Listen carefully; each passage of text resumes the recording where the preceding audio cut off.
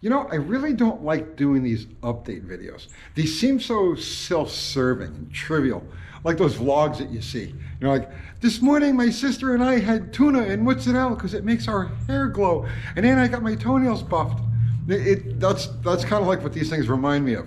But when a channel goes through big changes like we're going through right now, the regular viewers want to see what's up. And of course, there's projects that we've had sidelined for a long time, for several months, that we are about to get back into. So let me explain. This move started about a year ago when I decided that I wanted to downsize. We moved into the old shop because, for lack of a better term, I had like delusions to grandeur. I had visions of many things going on, and I needed the space for that. And over the first 2 years that we were in there, we tried all of these different things. And you know what? None of them worked out. For whatever reason, lots of different reasons, but they didn't work out. So about a year ago, I says, I need to downsize. I got to get back to, you know, like the basics, kind of like the roots where we started with this channel. So I need enough space for me, a few cars, and that's it, right? So it started at that point about a year ago. And the first thing was to like start getting rid of stuff. So over the last year, I've gotten rid of 3 cars, 5 motorcycles, a truck, a mini bike, engines, blocks, cranks, stacks of cylinder heads and intake manifolds. All of that stuff had to go. Because again, we were gearing up for something that really just didn't work out. So that was the first phase. And then the second phase was determining exactly what I needed, where it had to be. So I found this location. My friend John owns this complex. This building was a paint booth, and we decided, okay, I'm going to rent this one and we're going to turn this into our shop. So that took a while to get all of that. And then of course the logistics, moving, getting this place set up. Okay, so we're ready to run. And it's time to show you guys around and give you an update on everything, right? So let me shut this door so the light gets normal.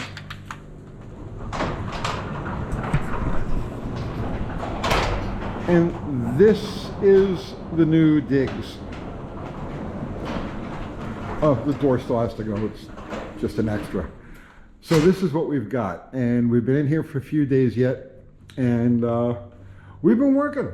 So, all right, first things first, let's show you the general layout.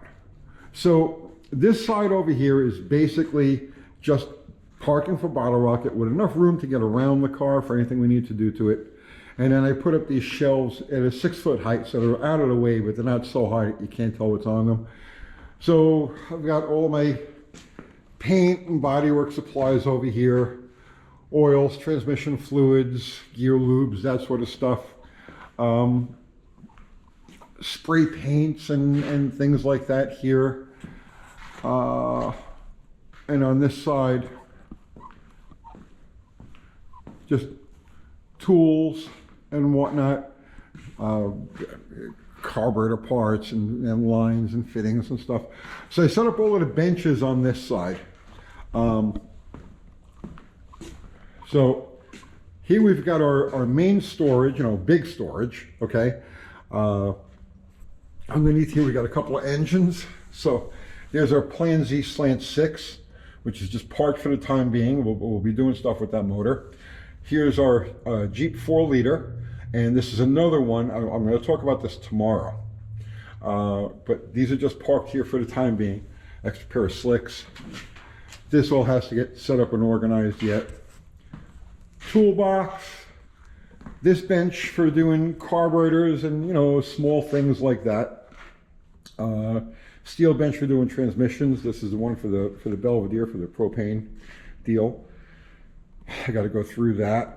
Bolt cabinet with a sorting thing. A general slop workbench, you know, for just tools and grinding and stuff like that. And then this roll around one that we use on occasion when we're doing videos. And mini bike. So that's the work part of the shop. And this area here we're going to keep open for doing engines and stuff like that. This one's ready to drop into the Belvedere. That's the propane motor. This is going to be the big head motor for Bottle Rocket, and we're not going to touch that yet, probably until the spring or the summer. I have an interesting one that's going to be taking, rooting in right there in a couple of weeks. And the cool, okay, before I get to the cars, I'll show you the back half. So the last time you guys saw this, it was just sticks. All right. So here we got our bathroom. Here's a parking space for the boomer chair, because I just don't have any room in the main shop for it. But, you know, we need the boomer chair. Those boomer chair videos get a lot of views. And then this is going to be set up to do podcasting. So, and I have several ideas for how this is going to get set up yet and exactly what kind of stuff we're going to be doing here. But that's what this room is for. So we haven't really gotten back here yet because we've been busy in the shop, you know, finding a place for everything and putting everything in its place. Let me shut this door. And that's time consuming. And we've got our outside parking for, well, I guess we got about spaces for about 6 to 8 cars, vehicles, depending on how you. So we're good there. Now, projects. This is one we started on, and I said, well, as soon as we get into the new shop, we'll dig into it. Tomorrow, I'm going to do a whole video on this, what we're doing to it, why we're doing it, and all of that. Now, as soon as this one is out, within a couple of, I'm going to say within like 2 weeks, this will be out of here, and then we'll bring the Belvedere in and get that set up. These poor critters have been completely neglected for a long time. So Bottle Rocket has not turned a tire under its own power since it raced Casper back in April of last year. And she's just been parked. Car really doesn't need anything right now. I have to get out with it. That's all I've got to do. So the plan with this car, the plan with Bottle Rocket right now is just to get to a private test session. It has to be a private test session because all I'm concerned with right now, all I want to do is make 60s. Because that's the important thing with this car. I got to get the 60 foot down.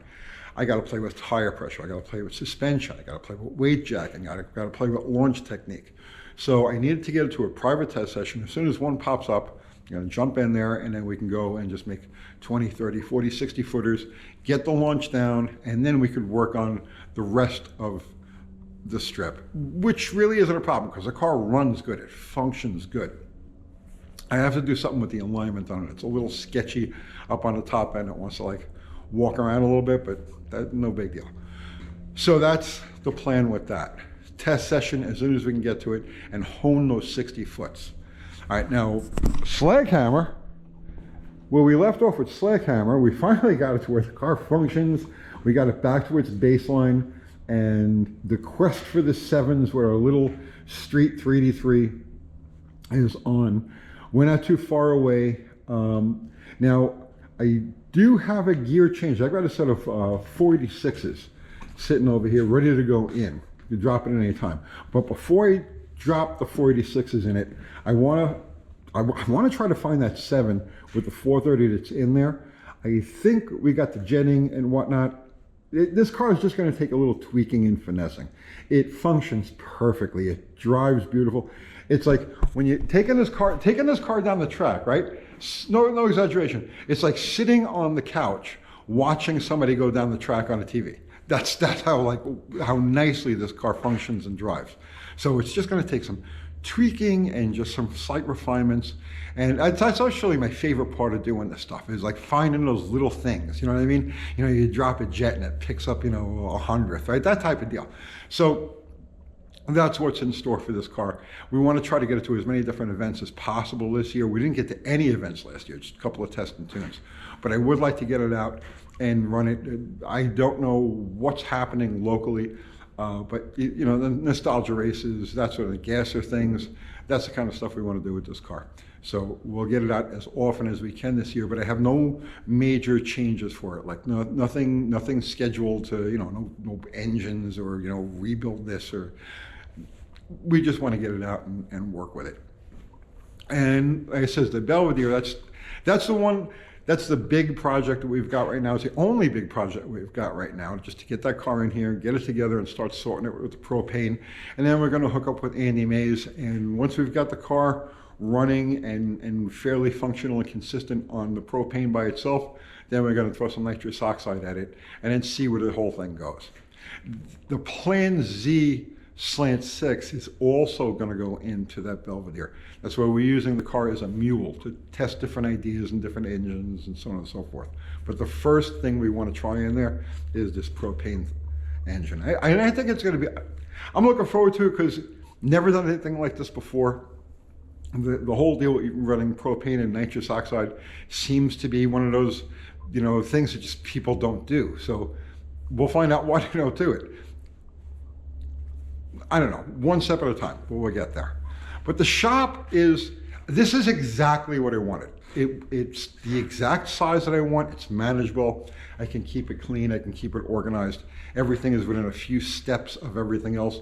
A big shop is great, except that you're always traveling long distances, Oh, I need this socket. Oh, I got to get that screwdriver. Oh, where's that hammer I need? And you spend half your day looking around for, or walking back and forth and in keeping it organized. It's hard. One man's shop needs to be kind of tight where everything is around you.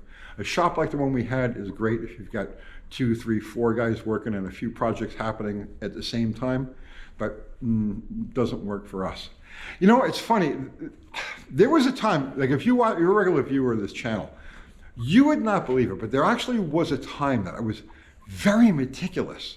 Now, it was back in like the Nitro days, and I used to keep my shops, my garages, very clean, very organized.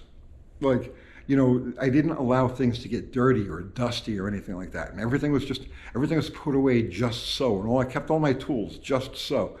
And then, life goes on, you go through different stages and get involved in different things, and I kind of lost all of that.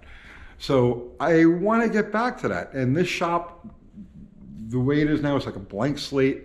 It's the right size. Everything's bright, clean, new. And I want to try to get back to that, not completely meticulous, but more meticulous than I've been for the last few years. It's just one of those personal goals. We won't do any bodywork or paint in this place.